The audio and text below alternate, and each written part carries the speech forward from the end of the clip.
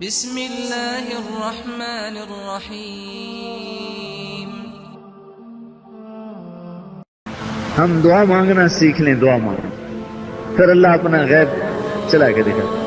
مولانا سید خان صاحب رحمۃ اللہ علیہ تھے، ہمارے بزرگ فوت ہو گئے۔ ہاں جی، میں نے ان کا دسترخوان چلتے دیکھا جیسے بادشاہ بھی نہیں چلا سکتے۔ 6 سال میرا ان کے ساتھ کب سے گزرا، اور شام تک جو پیسہ آتا تھا میرے ہاتھوں سے لاکھوں روپے انہوں نے تقسیم کروائے۔ اس کو دے دو، اس کو دے دو، اس کو دے دو، وہاں دے دو، وہاں دے دو۔ یہ نہیں میں وہ جمع کر لیتے تھے پھر وہ آگے کے لیے رکھتے تھے۔ ایسے کینیا میں وہ اپنے کپڑے تقسیم کرتے رہے، ایک جوڑا تن پہ رہ گیا، ایک پیچھے رہ گیا دھونے کا۔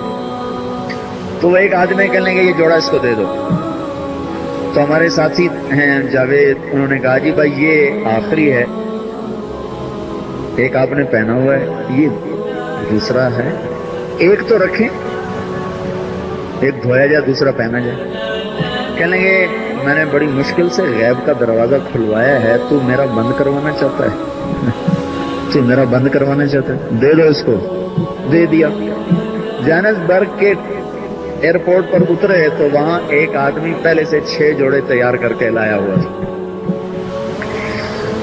سوڈان کے سفر میں ایک جگہ گاڑی خراب ہو گئی، ٹرین میں، وہاں کی ٹرینیں پاکستان سے بھی تھکی ہوئی، تو اس سے تھوڑی دیر پہلے انہوں نے کہا تھا کہ میں ایک ایسی دعا جانتا ہوں جنگل میں بھی مانگو تو اللہ رزق پہنچائے۔ وہ گاڑی جنگل میں کھڑی ہو گئی، 1 گھنٹہ، 2 گھنٹہ، 3 گھنٹے، 8 گھنٹے کھڑی رہی۔ اب ساری جماعت کو لگی بھوک، ان کا حضرت اب وہ دعا مانگے۔ ہمیں تو بھوک لگی، ملتا کچھ ہے نہیں۔ تو دعا تو قرآن کی ہے، قرآن یہی ہم بھی پڑھتے ہیں، صحابہ نے بھی پڑھا تھا۔ تو انہوں نے موسیٰ علیہ السلام والی دعا پڑھی، اور انی لما انزلت الی من خیر فقیر، اے اللہ میں تیری خیرات کا بھوکا۔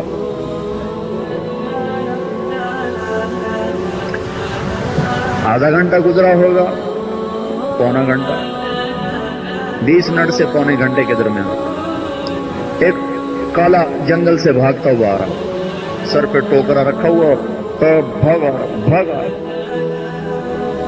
آیا، سیدھا ڈبے میں چڑھا جہاں مولانا بیٹھے ہوئے تھے، ان کے سامنے ٹوکرے کو رکھا اور انہی قدموں پہ بھاگا، پیچھے پلٹ کے نہ بولا نہ کہا کیا ہے کیا نہیں، اور جاتے کا بھی پتہ نہ چلا، چھلاوے کی طرح غائب ہو گیا۔ کپڑا ہٹا کے دیکھا تو پورا بکرا بھونا ہوا اس نے رکھا،